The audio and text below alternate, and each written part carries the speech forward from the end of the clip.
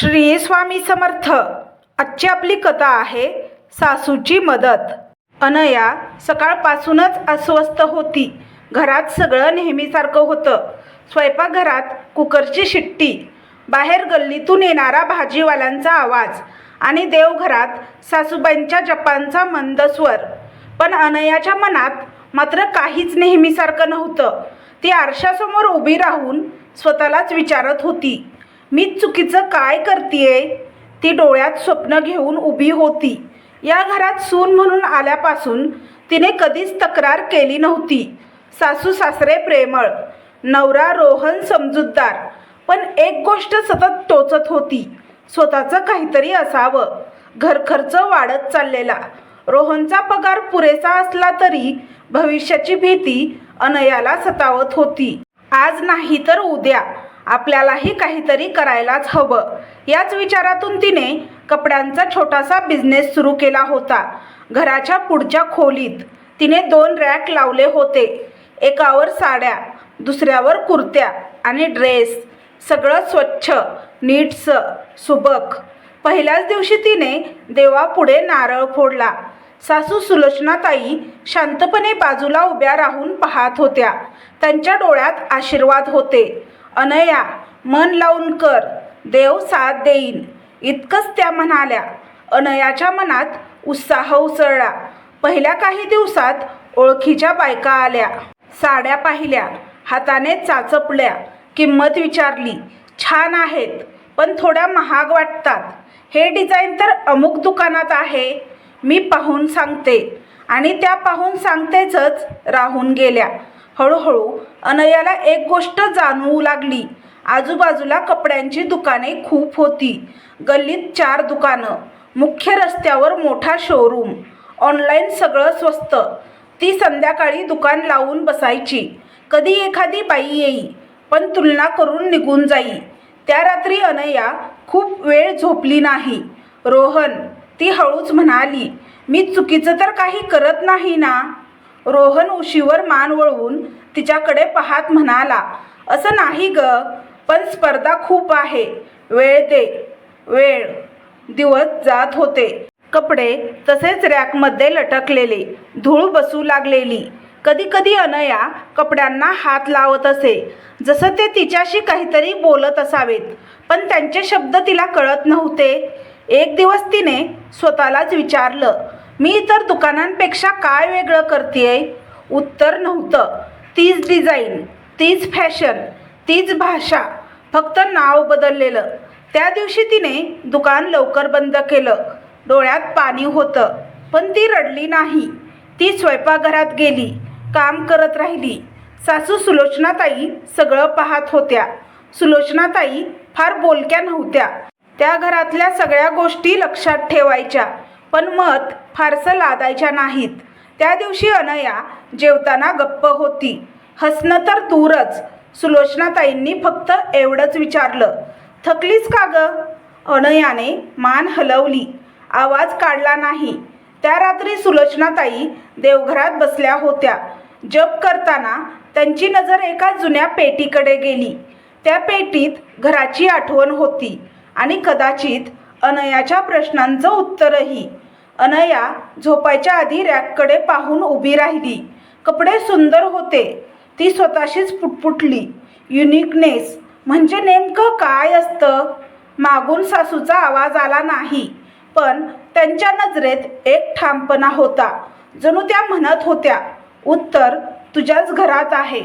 त्या रात्री अनयाला नीट झोप लागली नाही। डोळे मिटले की तिला तेच दृश्य दिसत होतं। रॅकमध्ये लटकलेले कपडे, सुंदर, नीटसं, पण कुणाच्याही नजरेत न भरणारे। मी यात जीव ओतते, पण लोकांना ते कळतच नाही। तिने अंकुश बदलली। खिडकीतून येणाऱ्या पिवळसर रस्त्याच्या लाईटमध्ये खोली वेगळीच दिसत होती। तिचं मन मात्र अजूनच अंधारात हरवत चाललं होतं। दुसऱ्या दिवशी सकाळी अनया नेहमीप्रमाणे उठली, स्वयंपाकघरात गेली, चहा ठेवला, पोळ्या केल्या। हात काम करत होते, पण मन कुठेतरी वेगळ्याच विचारात गुंतलेलं। सासू सुलोचनाताई देवघरातून बाहेर आल्या। त्यांनी अनयाकडे नीट पाहिलं। कितीतरी दिवसात पहिल्यांदा त्यांना जाणवलं, ही मुलगी थकली आहे, शरीराने नाही, मनाने. अनया, त्यांचा आवाज नेहमीसारखाच शांत होता. आज दुकान उघडणार नाहीस का? अनया थोडी अडखळली. बहुतेक उघडेन थोड्या वेळाने. पण तिच्याच कानाला तिचा आवाज खोटा वाटला. सुलोचनाताईंनी काही बोलल्या नाहीत. फक्त कपाटाजवळ जाऊन त्यांनी एक जुनी लाकडी पेटी खाली उतरवली. ती पेटी अनयाने आधीच पाहिली होती, पण कधी उघडून पाहायची हिंमत केली नव्हती. घरातल्या जुन्या गोष्टी असतात तशा सगळ्यांसमोर असतात, पण कुणीच त्यांना हात लावत नाही. सुलोचनाताईंनी हळूच पेटी उघडली. आतून जुन्या साड्यांचा सुगंध दरवळला. कापसाचा, रेशमाचा आणि आठवणींचा. ही माझ्या सासूबाईंची पैठणी, त्या एका साडीवर हात फिरवत म्हणाल्या. आणि ही माझ्या आईची, लग्नात तिने स्वतः विणून दिलेली. अनया मंत्रमुग्ध होऊन पाहत राहिली. अनया, सुलोचनाताई म्हणाल्या, तुला माहीत आहे का, या साडीचा काठ वेगळा का आहे? अनयाने मान हलवली. नाही, कारण तो काठ माझ्या आजीने डिझाईन केला आहे. तेव्हा दुकानं नव्हती, पण प्रत्येक घराची स्वतःची ओळख होती. त्या बोलताना थांबल्या, जणू भूतकाळात गेल्या होत्या. त्या काळी कपडे फक्त घालायचे नसत, ते सांगायचे आपण कोण आहोत. अनयाच्या मनात काहीतरी हललं. अनया हळूच म्हणाली, पण आई, आज लोकांना फॅशन हवी असते. सुलोचनाताई हसल्या. फॅशन बदलते, पण भावना कधीच बदलत नाहीत. त्या अनयाकडे पाहत म्हणाल्या, तू कपडे विकतेस, पण लोकांना आठवण कहाणी हवी असते. आपल्या आजीची, आपल्या आईची, घराची. त्या क्षणी अनयाच्या डोळ्यासमोर एक चित्र उमटलं.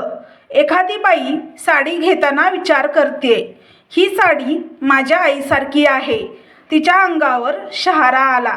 त्या दिवशी अनया दुकान उघडायला बसली नाही. ती पेटीच्या बाजूला बसली. सासू एक एक साडी काढत होत्या. त्याचा काठ, रंग, पदर सगळं वेगळं. जर अनया हळूच म्हणाली, जर प्रत्येक डिझाईनला एक गोष्ट दिली तर? एक नाव तर? सुलोचनाताईंनी मान डोलावली. म्हणजेच तुझे कपडे बोलतील. त्या वाक्याने अनयाचं आयुष्य बदलायला सुरुवात झाली. दुसऱ्या दिवशीपासून अनया कामाला लागली. तिने जुन्या डिझाईनचा अभ्यास केला. सासू आठवणी सांगत होत्या, सण, समारंभ, नाती. अनया कागदावर स्केच काढू लागली. पारंपरिक काठ, आधुनिक कट. तिने पहिल्या कलेक्शनचं नाव ठरवलं. आठवणींचे धागे. प्रत्येक ड्रेससोबत एक छोटं कार्ड. ही रचना त्या सासूबाईंसाठी, ज्या न बोलता सगळं सांभाळतात. अनयाच्या डोळ्यात पाणी आलं, कारण तिला सासू दिसत होती त्या ओळीत. जेव्हा पहिला ड्रेस तयार झाला, अनयाने तो हातात घेतला. तो वेगळा होता, दिसण्यातही आणि अर्थानेही. सुलोचनाताईंनी ड्रेस पाहून फक्त एवढंच म्हटलं, आता लोक तुझा दर नाही, तुझी कथा विचारतील. अनया हसली, पहिल्यांदाच मनापासून. त्या रात्री अनया पुन्हा रॅककडे पाहून उभी राहिली. पण आज चित्र वेगळं होतं. कपड्यांमध्ये ती स्वतः दिसत होती. तिचं घर, तिची परंपरा, तिची सासू. ती मनात म्हणाली, युनिकनेस म्हणजे बाहेरचं वेगळेपण नाही, आतल्या आठवणींची किंमत. आणि मागे उभी असलेली सासू हळूच देवाकडे पाहून म्हणाली, आता ही वाट सापडली आहे. त्या सकाळी अनया नेहमीपेक्षा लवकर उठली. आज तिच्या मनात उत्साह होता, पण तो उतावळा नव्हता. तो शांत, खोल, विश्वासाने भरलेला होता. ती आरशात स्वतःकडे पाहत उभी राहिली. डोळ्यात भीती नव्हती, अपयशाची सावली नव्हती. आज तिच्या नजरेत फक्त एकच गोष्ट होती, ओळख. स्वयंपाकघरात सुलोचनाताई आधीच उठून बसल्या होत्या. देवघरात दिवा लावलेला होता. काहीतरी नवीन सुरू होणार याची जाणीव घरालाही झाली होती. आई, अनया हळूच म्हणाली, आज दुकान उघडणार आहे, पण वेगळ्या पद्धतीने. सुलोचनाताईंनी तिच्याकडे पाहिलं. त्यांच्या डोळ्यात समाधान होतं. घाबरू नकोस, आज तू कपडे विकणार नाहीस, आज तू कथा सांगशील. अनया हसली. दुकान उघडलं गेलं. आज रॅकमध्ये लटकलेले कपडे वेगळे होते. प्रत्येक ड्रेससोबत एक छोटंसं कार्ड होतं. किंमत लिहिलेली होती, पण त्याहून मोठ्या अक्षरात एक नाव. आजीची आठवण, सासूचं ममत्व, आईचा आधार.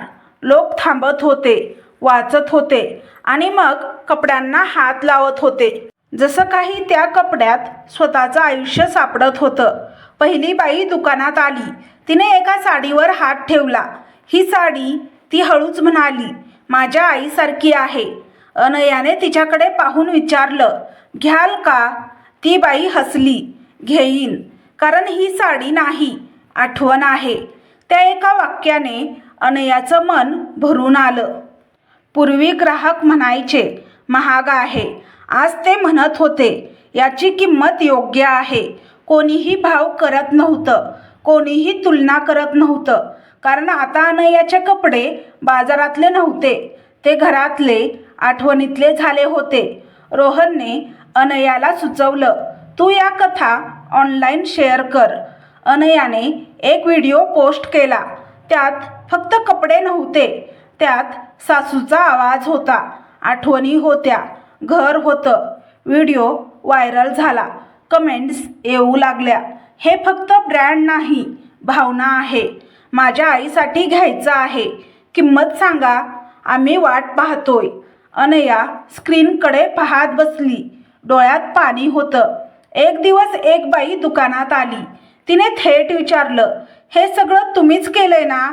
आणि सासूचं नाव वापरून विकताय ना? क्षणभर अनया गप्प राहिली. मग ती शांतपणे म्हणाली, मी फक्त शिवते, पण कल्पना, परंपरा त्या माझ्या सासूबाईंच्या. ती बाई थोडा वेळ गप्प राहिली. मग म्हणाली, मग हे कपडे महाग नाहीत, अमूल्य आहेत. सुलोचनाताई आतून ऐकत होत्या. त्यांच्या डोळ्यात नकळत पाणी आलं. हळूहळू ऑर्डर वाढू लागल्या. अनयाने 2 बायका कामाला ठेवल्या, सगळ्या घरातून काम करणाऱ्या. त्या सगळ्या बायका म्हणायच्या, हे काम नाही, आपलं काहीतरी आहे. अनया त्यांच्याकडे पाहून म्हणायची, आपण फक्त कपडे बनवत नाही, आपण नाती जपतो. घरातही बदल दिसू लागला. रोहनला अभिमान लपवता येत नव्हता. तो मित्रांना सांगायचा, माझ्या बायकोचा ब्रँड आहे. सासू कधीच पुढे येत नव्हत्या, पण प्रत्येक डिझाईन त्यांच्या हातातून जायचं. त्या म्हणायच्या, मी फक्त धागा दिला, विण तिनं केली. एक दिवस अनयाला एका मोठ्या प्रदर्शनासाठी आमंत्रण आलं. शहरातल्या मोठ्या हॉलमध्ये. तिने स्टॉल लावला. नाव लिहिलं, परंपरेतून जन्मलेली ओळख. लोक गर्दी करत होते, फोटोज काढत होते, खरेदी करत होते. एका पत्रकाराने विचारलं, तुमच्या यशाचं गमक काय? अनया क्षणभर थांबली. मग मागे उभ्या असलेल्या सासूकडे पाहिलं. माझ्या सासूबाई, ती म्हणाली, ज्यांनी मला शिकवलं, युनिकनेस शोधायचा नसतो, तो जपायचा असतो. त्या रात्री घरी परतल्यावर अनया सासूच्या पायांवर डोकं ठेवून बसली. आई, ती म्हणाली, आज मी उभी आहे, कारण तुम्ही मला उभं राहायला शिकवलंत. सुलोचनाताईंनी तिच्या डोक्यावरून हात फिरवला. सून म्हणून नाही ग, मुलगी म्हणून. अनया डोळे मिटून हसली. कपडे बदलले नाहीत, फॅशनही फार बदलली नाही, पण दृष्टी बदलली. आणि त्या दृष्टीतून एक सून फक्त उद्योजिका झाली नाही, ती परंपरेची वाहक झाली. तर तुम्हाला ही कथा कशी वाटली हे कमेंट बॉक्समध्ये कमेंट करून नक्की सांगा. कथा आवडल्यास व्हिडिओला लाईक, शेअर, सबस्क्राईब करा. व्हिडिओला हाईप करा, जेणेकरून हा व्हिडिओ जास्त प्रेक्षकांपर्यंत पोहोचेल. व्हिडिओ पाहिल्याबद्दल तुमचे मनापासून धन्यवाद. श्री स्वामी समर्थ.